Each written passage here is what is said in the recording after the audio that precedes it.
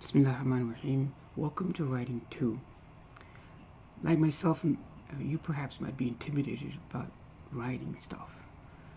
But there are two aspects to good writing. See, part of good writing is just like talent. People are gifted, they're blessed, and they just write and it just comes out of them. But even great writers, the best of the best, okay, they had to start somewhere and they learn the basic fundamental skills of writing.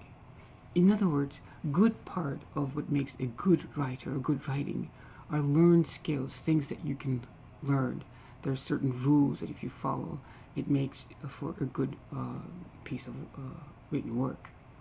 So writing is as much a skill and as it is a talent, and which embellishes a person's writing.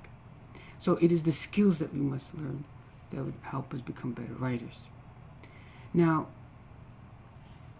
grammar is about sentences. In other words, a sentence is the heart of grammar, so to speak. So the grammar governs the rules of what makes a proper sentence, etc. Grammar is about the subject and the predicate, the noun and the verb, etc. If grammar is the heart of a sentence, or if a sentence is the heart of a grammar, then a paragraph is the heart of good writing. A paragraph is the heart of good writing. In other words, if you learn the skills of writing a good paragraph, then you and I are both on our ways to becoming better writers. Okay, so you must focus really on producing a very good, beautiful paragraph, learning the skills that it takes. And then if you can produce then a paragraph and a subsequent paragraph, and they're all cohesive and flow together, then we're really on our way. So today I'd like to introduce you to basically the anatomy of a paragraph, the basics of what makes a good paragraph. So this is what I have learned.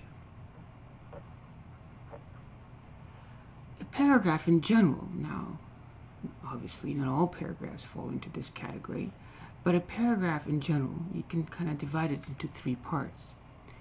Good paragraphs have introductory statements. So they have an introductory sentence.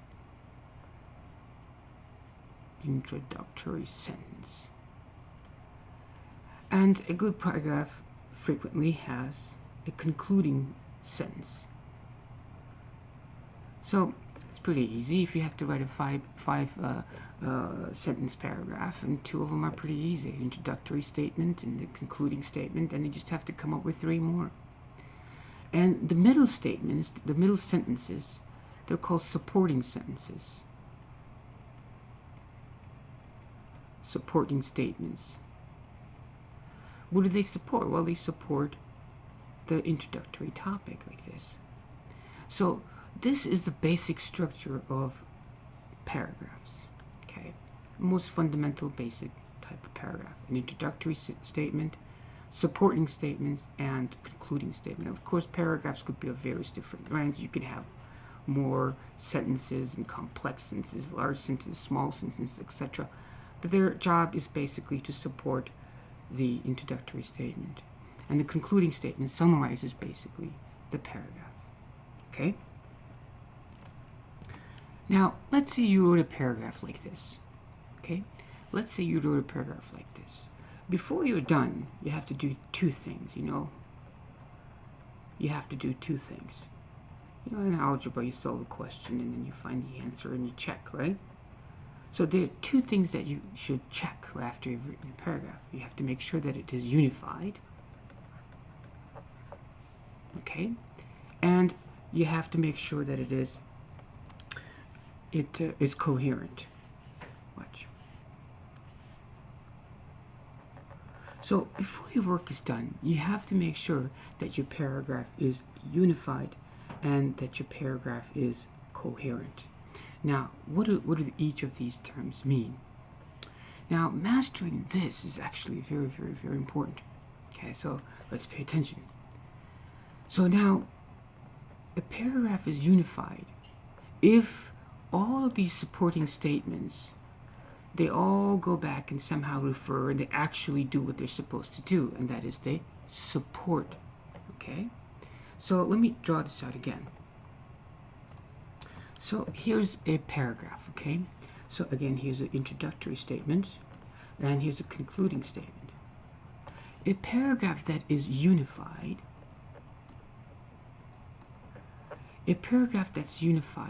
means every supporting statement refers to the original topic, okay? In other words, it talks about what it's supposed to be talking about, and the supporting sentences actually do what they're supposed to do. In other words, there's no statement in there that is not pertinent. Okay, so it's unified. It's one topic you're talking about. Okay, so a unified paragraph means it's the same subject is being followed, and you're actually talking about that one thing. Unified or unity in a paragraph. So when you say unity, for example, it means they all are talking about the same topic that was introduced in the introductory statement. Now, a paragraph is coherent. A paragraph is coherent, that means it flows. Okay? In other words, the introductory statement leads to this first statement, and that one leads to the second statement. Third one is a nice, smooth transition to the fourth one, and they all flow. So coherent means every statement logically follows the other ones. So there's a logical, smooth flow. Logical, smooth flow of thoughts and ideas. You follow? So it makes sense. This sentence follows this sentence, and this sentence follows it, and it makes sense that they are together and in that order.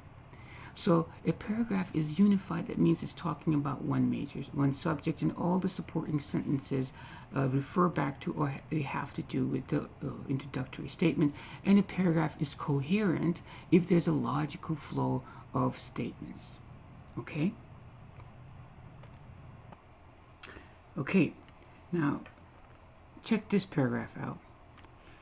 You have to forgive me because I kind of made this up.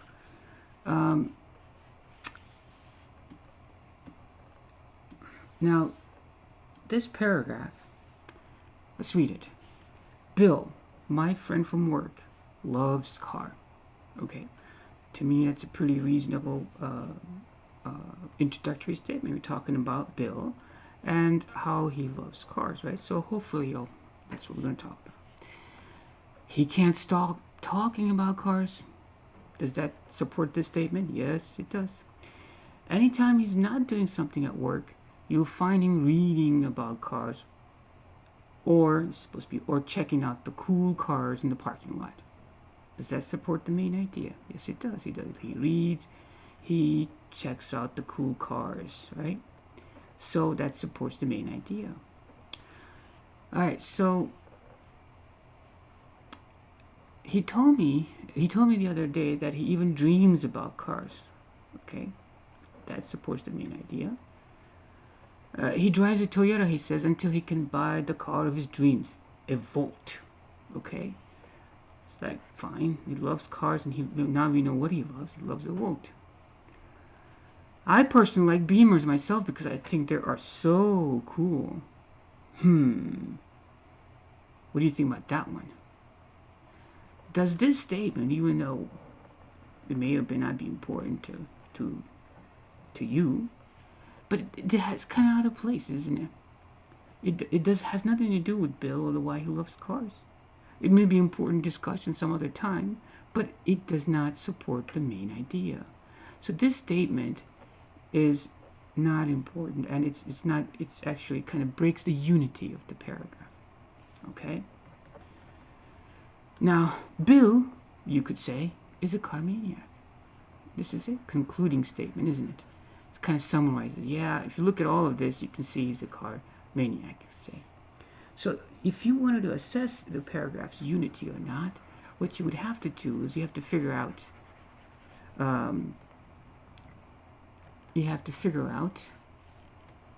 if all the statements are supporting statements or not, okay?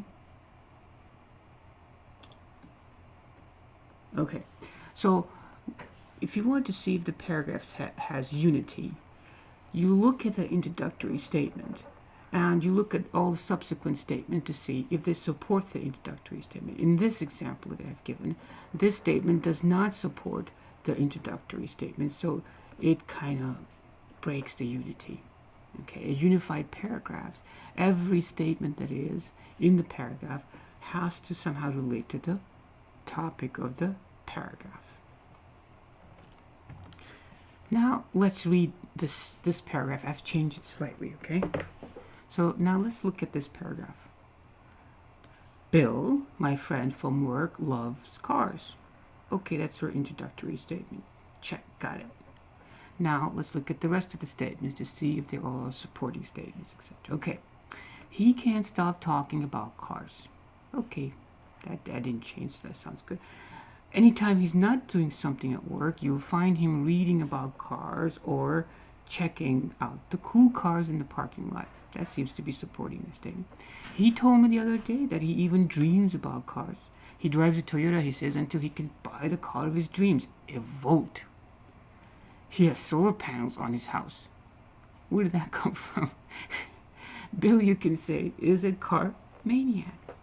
See, first you think that this sentence right here doesn't belong, okay? Because it has nothing to do with the topic statement. So you would take it out. See, it doesn't make sense, right? It doesn't support the main topic. But here it doesn't make sense because it does not flow. There's something missing. The sentence does belong there actually, but there's transition of thought is missing. In other words, it is not coherent. It's not flowing. It doesn't go from here smoothly. Okay, it kind of goes like whoa. It's like over here. What happened there? Okay, so what this person was trying to say, or what I was trying to suggest to you, is that he's like a bit of an environmentalist. Okay, so he wants to buy a Volt because he's concerned, is environmentally conscious. Okay. And he believes that volts are better for the environment, okay? He's so environmentally conscious that he even has solar panels on his house. So what's missing here is that statement, there's a thought, so that there's no logical thought. So logic is broken over here, okay? So logic is broken over here. So, but for this to be logical thought, you have to say he drives a Volt because he's environmentally conscientious. Okay, environmentally conscientious. Okay, ta-da, haha. Environmentally conscientious to the extent that he has solar panels on his house. Okay. Okay. Now let's read this paragraph again. I have fixed that little error. Bill, my friend from work, loves cars. Okay, topic statement. He can't stop talking about cars. Anytime he's not doing something at work, you will find him reading about cars or checking out the cool cars in the parking lot. He told me the other day that he even dreams about cars. He drives a Toyota, he says, until he can buy the car of his dreams, a Volt. He believes Volts are better for the environment, and he would buy a Volt for the same reason that he has solar panels in the house. See? Now it makes sense. Bill, you could say, is a car maniac. So I changed the statement. He believes Volts are better for the environment, and he would buy a Volt for the same reason. He has solar panels on his house. Now that makes sense, right? Okay. So Bill, you could say, is a car maniac. Okay. So in summary, I suggested to you that a paragraph is the heart of the writing. So it's very important to learn the basics of writing good paragraphs. Okay, good paragraphs have introductory statements. Okay, and they have supporting statements, and good paragraphs have concluding statements. And when you write good paragraphs, they should be unified, which means that all of the supporting statements relate to the topic, and they should be coherent, which means all the statements flow logically from one to another in a smooth fashion. Now, this whole unit is really about writing good paragraphs, and there's a lot to learn. The more time you invest in understanding these concepts of unity of paragraphs and coherence of paragraphs, that will be the time that's well spent. Writing, as I said, is a skill. The more you do it, the better you get at it. You can't be a lazy writer, you know what I'm saying? It's like you have to just do it until you get the skills as to be a second nature. Until next time, assalatu wassalamu ala rasulillah, alhamdulillah, bil alameen, assalamu alaikum.